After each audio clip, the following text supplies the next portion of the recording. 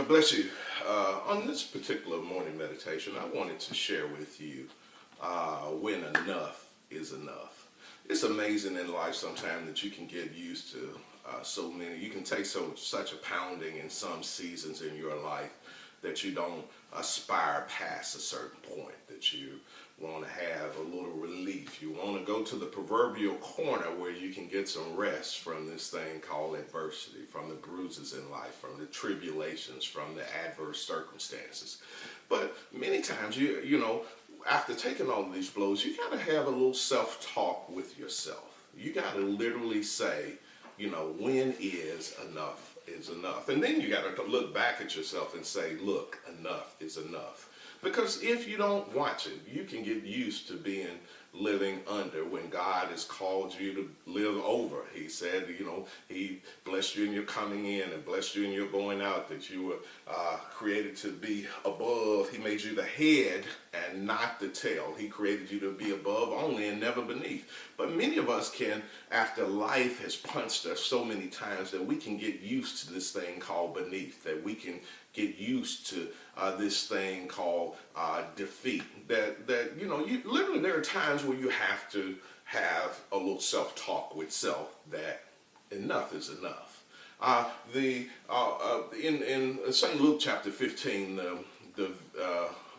many you know, one of the most renowned passages of scripture in the whole Holy Writ. There's a story of the prodigal son. You know, a prodigal son, a son who went off into a far country and got his father's goods and went off into a far country. And as a little side note, a far country sometimes can be just a bus ride from what you're used to. But literally, when you're in a far country, you went off into a far country, and its scriptures declare that he started to be in want or be in need. He was longing for things that were once far beneath him. And it goes on to say, and when he came to himself, he asked himself a question: how many of my father's servants have bread enough and to spare, and I perish with want? Look, folks, there are times that you literally have to have some self-talk with yourself, that I matter more for this than this. God created me for more than this. Think of all the people that invested in your life greatly. Maybe it was a grandparent. Maybe it was an elementary school teacher. Maybe it's a grandfather that has passed on, a next door neighbor that greatly invested in you. Maybe someone who gave you your first job, or a great venerated Sunday school teacher or old pastor.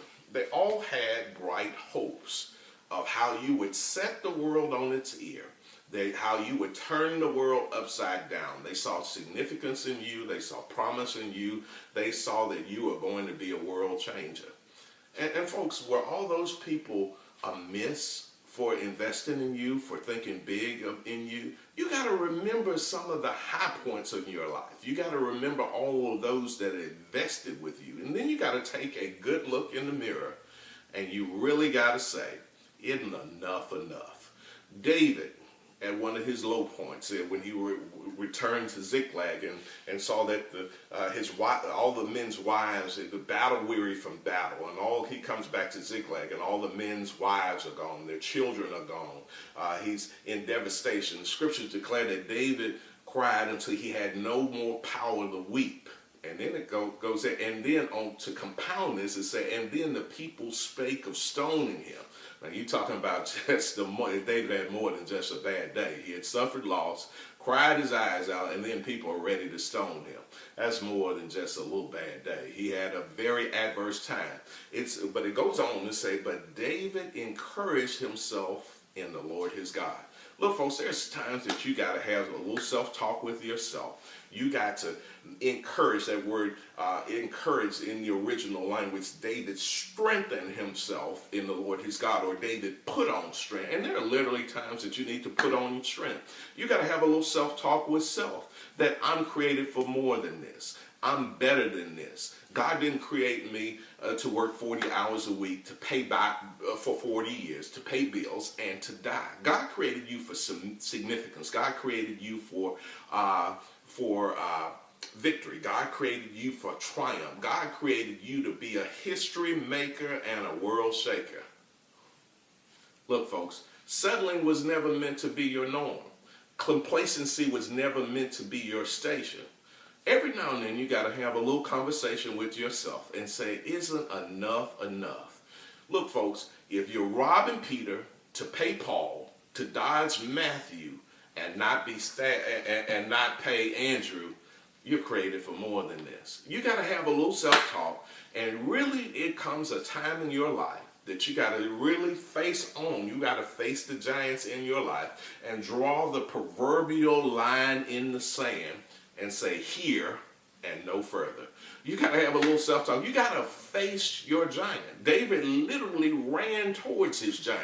When Goliath was spewing out obscenities against the armies of the Lord, David looked around to see that it raise up anybody else's indignation.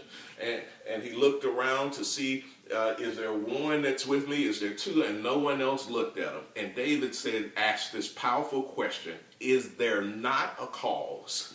And folks, you got to look at yourself and look at your circumstances and start asking yourself the questions that need to be asked. Isn't enough enough? God created you for more. God brought you, he delivered you out of so many things that you were in, that he didn't deliver you for you to have no expectations that his deliverance, he delivered you because he delivered you out of so he could carry you into. He can carry you into promise, into prosperity, into significance, into success.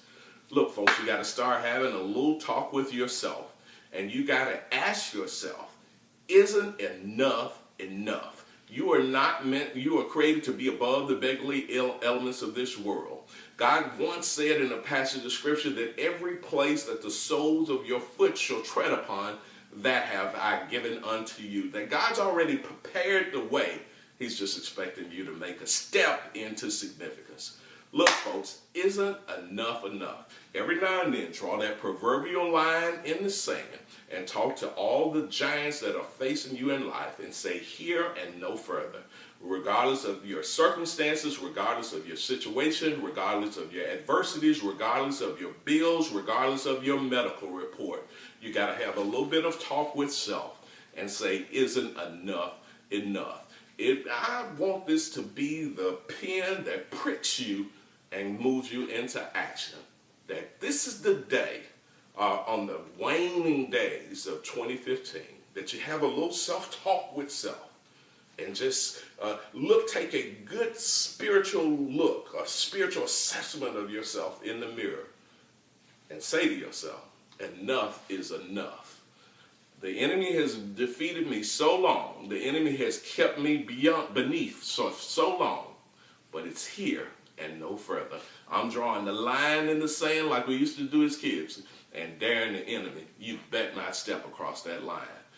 The enemy's advance on your life should stop today, and it will stop on the very day that you say, here and no further. Child of God, I'm speaking a prophetic word into your life, into your situation, into your dilemma. That this is the day that you look at your adversities and God will strengthen your resolve. He'll strengthen your nettle. He'll strengthen your wherewithal. He'll enlarge the place of your tent. He'll enlarge your coast. He'll strengthen the stakes. He'll build up and sow down so many things that are coming against you.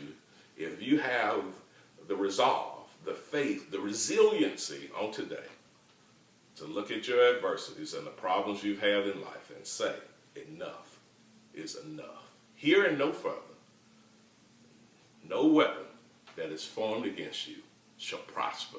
So look, folks, face your adversities head on. Run towards your giants and tell them here and no further. Enough is enough. My morning meditation. God bless you.